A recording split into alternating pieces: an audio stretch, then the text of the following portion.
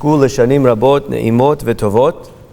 It's always challenging to be the last speaker, because like Moshe said, I am standing in between you, not in God, but in between you and dinner. So we're going to try to keep it short. We're going to try to keep it quick. And again, thank you to the Adis family. Not only for tonight, also for tonight, but really for everything you do for the synagogue, your participation. When we went on the solidarity trip to Israel, it was very special to spend a week together with you and your 2 out of 3 boys. And Hashem should continue to be able, bless you to continue to be able to always do for the community, to do for Am Yisrael. You know what you did over there for the Ashdod base, sponsoring the all of those the knives that we got them, and everything else that you do. So Hashem should always bless you to always continue to be on the giving end of life. You, Maurice, and your wife Lenore. Chazak Baruch.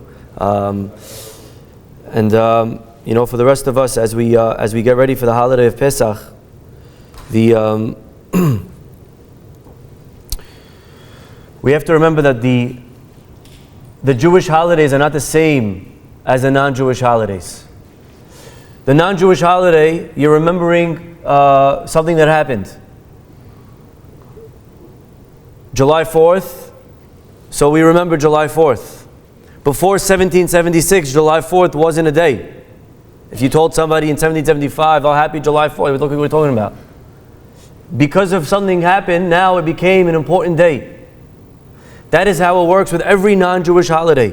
But that's not how it works with the Jewish holidays. The Jewish holiday, the day was always an important day. 15th Nisan, next Monday night, is not a powerful day because we left Egypt. It was powerful from the beginning of time. When Hashem created the world, He put throughout different dates in the calendar, different koah, different energy. That was always true. Pesach was always Pesach. We also happened to leave on the year 2448. But it was always a holiday. It was always an important day. That's why the Mishnah says, Moshe Rabbeinu ate matzah, Avraham Avinu ate matzah on Pesach. Avraham celebrated Passover years before it happened. Because Passover was always an important concept. It was always a day. So it's important to know that. We're not remembering Mitzrayim. It's not the day of freedom because that's when we left. We left because that's the day of freedom. We had to leave that day. So Hashem waited, like Rabbi Hajiov said, everything has a time. So the time of freedom is the 15th of Nisan. So when God looked at the calendar, He said, okay, that's going to be the night to take them out. Because that's how He created it from the beginning of time. There's no greater day to leave. And so He waited. He could have taken us out a year earlier. There was a whole year in between the first plague and the last one. But there's no better day to tap into freedom. And so as we are approaching this day, we are able to once again access freedom. And when you're sitting around the table, next Monday night, Be'ezrat Hashem, you're not remembering their freedom. But we are going to be able to actually tap into our own. And the same exact magic that was there 3,000 years ago is going to be there Monday night. There's a magic. And the ability to sit at the Seder table and talk about the story with your family is not like, oh, I do this every Friday night. Rabbi, we always do. We always go around the table and share inspiration, share nice ideas. It's not an inspiring night that you're sharing nice ideas. There's the magic of the freedom of Pesach, that we are going to be able, people's hearts are more open on Pesach night than the other nights of the year. There's something different. There's something miraculous. It's not another Shabbat table experience. It's not. It's Leil Pesach. It's Leil Seder. And so as we sit down and we are going to go through Passover night, and we're going to each try to leave, like Rabbi Abrahamov said, our personal Mizrahi. It's, yes, a story about them, but we study them really for us. The question is, where's my Mitzrayim? What am I addicted to? What am I tied down to? What am I a slave to? Who's my paro in my life that I got to get rid of? I'm not talking about your in-laws. Who are the people that are tying us, blocking us from becoming great? Maybe it's bad influences, maybe it's friends, maybe it's a neighbor, maybe it's something in me, maybe it's something that I'm doing, something that I can't let go of. But that's our Mitzrayim, that's Paro. So as we go through the story of the Jews of 3,000 years ago, the real question I'm constantly asking myself is, okay, and what about my Mitzrayim? What is that? And how am I going to go free? And so our rabbis, our Torah gave us cues. Our rabbis, our Torah told us how to go free. And so they gave us things.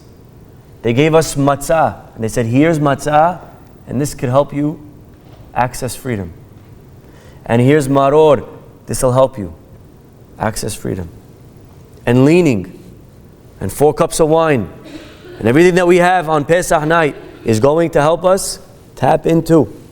And every one of those foods, as you're sitting there and munching on your matzah, don't complain. Cardboard, I can't, I'm dying.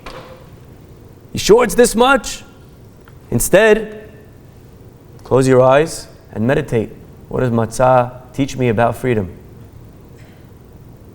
When you're eating the maror, what does maror teach me about freedom? So today I want to just talk about maror for a few minutes. Maror means bitter. Mar from the word mar. Some even go so far to suggest that Miriam was born when it became bitter. When the slavery started. It was 6 years before Moshe was born, and that's why she was called Miriam, from the word mar. So the bitterness began when she was born. But either way, maror is bitter. So we eat something bitter to remember the bitterness. And then we eat haroset to remember the bricks. And we eat salt water to remember the salt water. And we eat things to remember. So if you're going to eat something bitter, what should be something bitter that we should eat for maror? Well, the biggest custom, the most accepted custom, all the way back into the Gemara times, you know what's maror? Some lettuce. Lettuce. Lettuce is awesome. I eat lettuce every day. I get a salad. So now kale, okay, fine. But I love lettuce. Who don't like lettuce? Rabbi said, when was lettuce bitter? Did I miss something? Maybe the Ashkenazim got this one right. The horseradish. That is bitter. They saw a guy, a Jew, he went fishing. And he put a horseradish. They said, what kind of fish are you going to catch with that? He goes, what do you mean? Gefilte fish.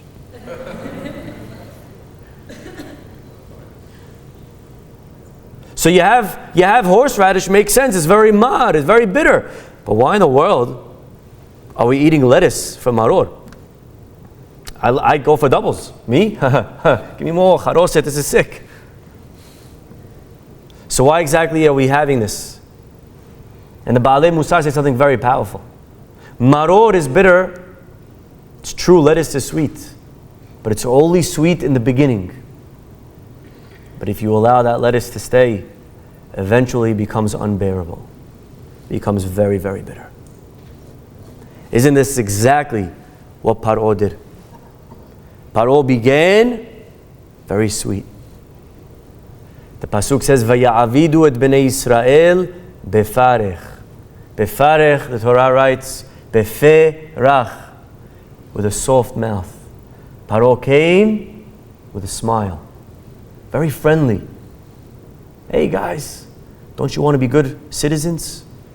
We're all building. Come, help us build. We're all doing. Look, Paro says, I'm doing it. And he's doing it. We're all doing it. Come on in, join us. We're building. The Jews said, yeah, all right, we want to be. So they came. And we started to build. And then a year later, said, okay, listen, maybe the Jews should build a little bit more because you guys took off on this and that day, and you guys don't work on, so build it. And then we build a little bit more. And then it became, now build, we'll pay you more, but you got to build more. And then they stopped paying us, and then they enslaved us, and then they beat us. And so Paro began with farech, with perach. It began very slow, with a smile. but it became very, very bitter, very, very quickly. And so the lesson is that in life, problems don't always begin with bitterness. Sometimes actually problems are okay. Sometimes problems are sweet. But issues become bigger issues until we find ourselves neck deep. And slowly, slowly, they say if you take a frog and you throw it in boiling water, the frog will jump out. But if you take a frog and put it in warm water and then you just raise the temperature gradually, the frog don't notice. And then he ends up getting cooked in the water. And so in life, we do something called adjusting or acclimating, where there's problems. But we don't always notice their problems. It starts off sweet. It starts off small. It starts off slow. It starts off, it just come. Is that okay? And then all of a sudden, it grows and grows and grows until we find ourselves in this huge mess. And we don't even realize that we're in a mess sometimes. We sometimes look at it and we're like, it's fine, it's okay. It's just hot, but it's okay. By the way, when Moshe came to take them out, they're like, what are you talking about? We're good. We're good. We're here. We're chilling. Just Moshe, please leave us alone. Don't make it worse for us. But we got watermelons. We got cucumbers. We're relaxing. And so God says, "Vehotzeti, vehitzarti, vega'arti, velakachti." 4 leshonot. Because step number 1, vehotzeti, I got to take you out. Take you out of what? Vehotzeti etchem mitachat sivlot Mitzrayim. I got to take you out of the suffering of Egypt. But the word sevel, if you speak Hebrew, lisbol, also means to tolerate. Ani sovel, I can handle it. God said, I got to take you out of handling mode. Can you feel the urgency? You need to get out. There is a problem here. I cannot free you if you don't think you're a slave. Houston, we have a problem. Can you say that? Can we realize that? About our own personal lives, there's a problem here. In whatever area. But if you don't think there's a problem, you'll never get out. Step 1 to freedom is realizing I need to be freed. There is a problem in my marriage. We don't always see that because it happens slowly. It didn't start that we're sleeping in separate rooms. It started slowly. Just, we don't say I love you every day. And then that became sometimes a little bit of and then that became, until all of a sudden there's this big problem. But we don't see that. If you would have told me 20 years ago that in 20 years that's what your marriage is going to look like, I would have said to you, you're out of your mind. Me, never. I would never accept that. But it happens slowly. So we start tolerating it. If I told you, you would be one day this age and you still wouldn't be me, never. I would never allow myself to cross this age single. But we start tolerating it. It's okay. We adjust. We lose the sense of urgency. And so work comes before marriage. And my family and my mother's going through something and I'm going through something in my personal life. And it can't be that we have time for everything except getting married. And then marriage goes on the back burner. And everything comes first. You're not going to get married like that. You need to feel the urgency. You need to feel this is not okay. I have a problem. I have a problem in my personal life. This is an issue. I am addicted. I need to say it. That's the first step in recovery. I have a problem. There is a problem here. I'm not okay. It's not okay that I spend this amount of time on watching things on my phone. It's not okay. That's not okay. If you would have told me that 10 years, I would say that guy's an addict. Who in the world watches that much on their phone every day? But it happens slowly. An hour becomes 2, becomes 5, becomes 7, and it becomes normal. And then we don't feel like we have a problem. There is no issue. What's the issue? Okay. So step number 1 is realize there's a problem here. If any other country in the world would have shot a rocket at its neighbor, one rocket, there would have been a world war. One rocket. Who in the world would accept one rocket? No, it didn't matter, it didn't go, we're just testing. Kindergarten. In what world is it okay to shoot 300 rockets and then we view that as a W? We won. None of them landed. Hashem's protecting us. Of course He is. But how is that okay? How is it that we fell so low that we became okay with that? How did that become normal? How did that become part of just, that's what it is? In the world's eyes, it's okay, it's Israel. That's Israel, that's what happens in Israel. Would any other country accept it? But it happens slowly. It happens slowly. Till it becomes normal. It becomes normal. And sometimes you wake up and you see, this is where I was and this is where I am, and oh my goodness. If you woke a guy up from 50 years ago and said, they shot 300 rockets, you'd say, okay, they must have obliterated that nation that did that to them. Nope. Because it happens slowly. So we just start becoming maybe okay with things where they are. We accept the status quo. This is who I am. I'm an angry guy. Don't try to change me, Rabbi. I'm impatient. This is me. This is who I am. You don't like it? Leave, okay? But this is who you married. And we accept. Because it's sometimes too hard to change. Too hard to work on our issues. So we'd rather just accept them. Because working on them is much harder. I don't want to do that. It's much harder. I can't work on my issues. That's real work. That's working on ego. No. This is me. This is the world that we live in. This is me.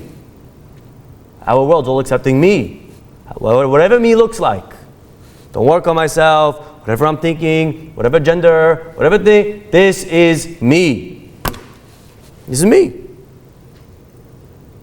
And we learn to become used to things. And so we stop aspiring for greatness. We accept where we are. And God says, step number 1, Ve'hotzeti etchem mitachat sivlot Mitzrayim. Buddy, stop tolerating Egypt. It's not okay. This guy's not okay in your life.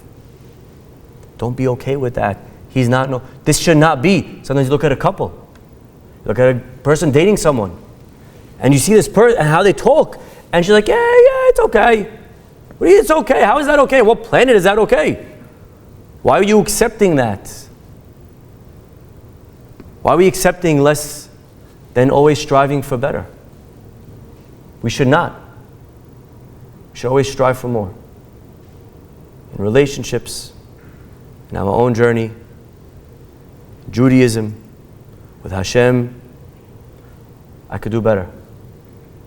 I want better. This is not normal. I shouldn't be here. I should be there. I'm much better than this. I am much better than this. My Amidah should not look like that. That's not acceptable for me. I can't accept that I don't understand what I say. I can't be 80 years old and still not understanding. That's not normal. I can't be okay with that. Maybe today that's fine because I didn't grow up knowing Hebrew. But that should not be something that I'm okay with. That has to bother me. Every day when I take those 3 steps at the end of the Amidah, it should bother me. Why don't I understand Hebrew yet? We have to stop accepting. We have to strive for more. We got to want more. It's got to bother us. It's got to hurt us. I can be more. I can understand what I'm saying. I could learn Gemara. It's not okay. It's not acceptable that I'm a Jewish father and I don't know Gemara. It's not acceptable. I could do it. It's not acceptable that I eat these foods. I live in New York. There's so much kosher. This is not acceptable. We have to stop being okay with where we are. I want more. An elephant, in the circus. You see elephants over there. And it's an amazing thing. These elephants are huge, very strong. They say elephants have very good memory. Not as good as women. It's a very good memory. So this elephant's in the circus getting pulled.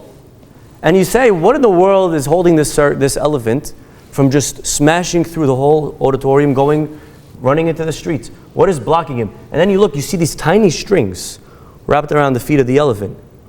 And you laugh because it's a joke. The elephant, just one step, boom, he breaks the string. What string could hold an elephant back? And the trick is that when the elephant is a little baby born, they tie the string. And he's still very weak. And they tie a very strong string that at that age he still cannot break out of. And so he tries and he can't. And as he gets older, he continues to think for the rest of his life, I can't. So he never tries. He never pushes for more. He stays okay with that same little immature way of living. His whole life, he accepted. I can't. He thinks he can't. He accepts where he is. So as we enter the holiday of Pesach, my friends, I gave you a few examples tonight. If those examples didn't talk to you, it's great. Pick other ones. Whatever hits home. Everybody has their own personal journey, their own personal lives. I wasn't talking to anyone specific tonight. I was just picking different examples that we all struggle with. But we all have to find our own Mitzrayim. What have I accepted? What have I learned to just be okay with because I don't want to, just too hard? And how can I say this year, you know what, I want more. I want better. I deserve better. I want to be free. I can be free. Monday night, I'm going to be able to find that in a much easier way than any other night of the year. Pesach night. So as we eat that maror, remember, it's only sweet in the beginning, but later on, it becomes very, very bitter. And sometimes too bitter for us to even realize that we're neck deep. But when we want it, when we're able to say, there's a problem here. This is not okay. If I would have looked at myself 20 years ago and I looked at me now, that would never be me. How is it that I'm here and I'm okay with it? I'm not okay. Because I know I have greatness waiting for me. Greatness in every sense of the word. I wasn't created to be mediocre. I wasn't created to be average. I was created to be amazing. And today I decide I want to be that. I'm going to strive for that. I'm going to look for that.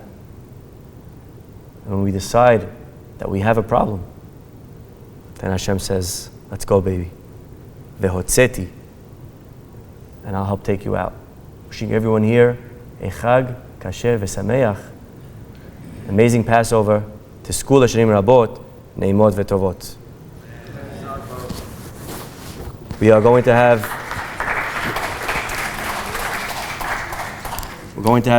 dinner right after the Kaddish.